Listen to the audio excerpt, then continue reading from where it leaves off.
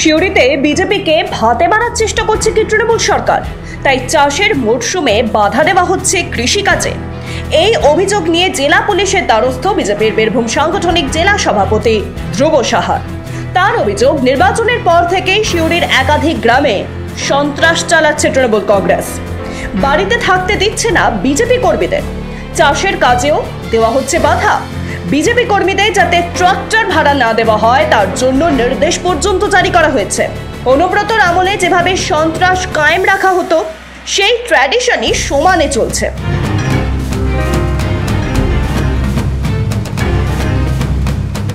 বীরভূমে আইনের শাসন চলছে না, শাসকের আইন চলছে।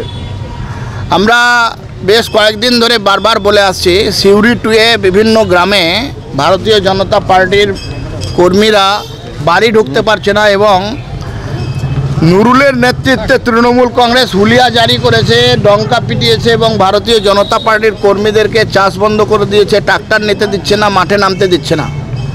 আমরা ডিএম, এসপি, ডিআইজি, আইজি সবাইকে চিঠি করেছি, কিন্তু এখনও এদের কোনো ব্যবস্থা হয়নি। বীরভূমের শাসক, বীরভূমের প্রশাসন ঘুমিয়ে আছে, কিন্তু এই বিষয়গুলো আমরা চিঠি পড়ার পরে অপেক্ষা করছি, না হলে আমরা হাইকোর্টে রিট পিটিশনে যাব।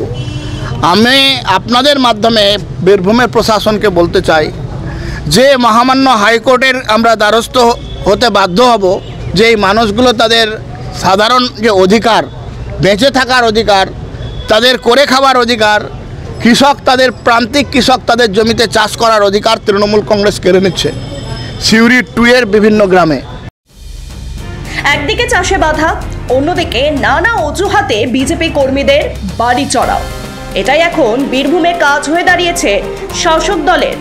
এর জন্য কাজে লাগানো হচ্ছে সিভিক ভলেন্টিয়ারদের। মল্লারপুরে পাথাই গ্রামে পুলিশকে মারধরের ঘটনায় ভাঙচুর চালানো হয়েছে বিজেপি কর্মীদের বাড়ি, লুটপাটও হয়েছে। বিজেপির অভিযোগ, প্রকৃত দোষীদের ধরতে না পেরে বিজেপি কর্মীদেরই ফাঁসানো হচ্ছে। আমরা আপনাদেরকে অত্যন্ত দুঃখ এবং ক্ষোভের সঙ্গে বলছি যে বীরভূম জেলায় অনেক ঘটনাই ঘটে, কিন্তু পাথায় একটা ঘটনা ইলেকশনের পরে হয়েছিল, যেখানে পুলিশ গ্রামবাসীকে গালি দিয়েছিল বলে গ্রামবাসী স্বতঃপ্রণোদিতভাবে কয়েকজন মানুষ মিলে একটা অন্যায় করেছে, আমি অন্যায় বলবো, পুলিশের গায়ে হাত দিয়েছে এবং সেখানে একজন ভালো অফিসারের মাথা ফেটেছিল। এবার বাকিদেরকে অ্যারেস্ট করতে পারেনি, কিছু লোক অ্যারেস্ট হয়েছে, তাদের এখনও জামিন হয়নি। কিন্তু বীরভূমের পুলিশ কোর্টকে দিয়ে যেভাবে হুলিয়া জারি করেছে যে তাদের সম্পত্তি সমস্ত কিছু ক্রোক করে নেওয়া হবে, তাদেরকে সমস্ত কিছু বাজেয়াপ্ত করে দেওয়া হবে। এবং আপনারা অবাক হবেন, গ্রামে তৃণমূল নামক যে সিভিক পুলিশেরা থাকে, সিভিক পুলিশের ছদ্মবেশে তৃণমূলের এজেন্ট যারা থাকে, তারা তো এসপি সাহেবের বড়, তারা বাড়িতে বাড়িতে গিয়ে বলছে তোমার গরু বিক্রি করে দেবো, তোমার ধান লুট করে নেব, তোমার জমি উলাই করে দেবো, তোমার বাড়ি ভাঙচুর করে দেবো। এটা বলার অধিকার সিভিক পুলিশকে কে দিল? আমি সেই জন্য এসপি সাহেবের কাছে যাব, অ্যাডিশনাল এসপি সাহেবের কাছে যাব, যে এই ধরনের প্রশাসন ব্যবস্থা বীরভূমে চলছে। আমরা এই ঘটনার তীব্র প্রতিবাদ জানাচ্ছি এবং প্রকৃত তদন্তের দাবি জানাচ্ছি। যদি আমরা প্রকৃত তদন্ত না পাই, ভারতীয় জনতা পার্টি আগামী সময় বৃহত্তর আন্দোলনে নামতে বাধ্য হব। পরিস্থিতি স্বাভাবিক করার পথে হাঁটতে চাইছে না তৃণমূল কংগ্রেস, উল্টে বিজেপির দিকে কটাক্ষ ছুড়ে দিচ্ছেন তৃণমূলের জেলা সহ সভাপতি মলয় মুখোপাধ্যায়।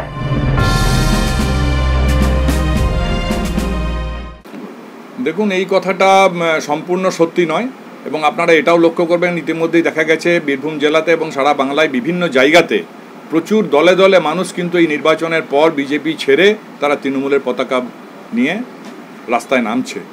এবং এক্ষেত্রেও দেখা গেছে যে তারা যাদের কথা বলছে তারা আদপেই বিজেপির লোক নয়, তাদেরকে বিজেপি সাজিয়ে জোর করে এই ধরনের মিথ্যা অপপ্রচার করার জন্য বিজেপি এটা করছে। যদি কোথাও কোনো এই ধরনের অনিয়ম ঘটে থাকে, বিশৃঙ্খলতা মানুষ সৃষ্টি করে থাকে, যদি চাষে কাউকে বাধা দেয়, তারা নিশ্চয়ই প্রপার জায়গায় যদি জানান, দল তার বিরুদ্ধে ব্যবস্থা নেয়। একসময় বীরভূমে বিরোধীদের মুখ বন্ধ রাখতে কোনো চেষ্টাই কসুর করতেন না অনুব্রত মণ্ডল। সারা বছরই আতঙ্কের পরিবেশ বজায় রাখতেন। এখন দুর্নীতির দায়ে তিহার জেলে বন্দী রয়েছেন তিনি। তবে তার সেই কৌশলই বজায় রয়েছে জেলা জুড়ে। সিউড়িতে বিজেপি কর্মীদের ভাতে মারার চেষ্টার মধ্যে দিয়ে তা স্পষ্ট। ব্যুরো রিপোর্ট, মাধ্যম।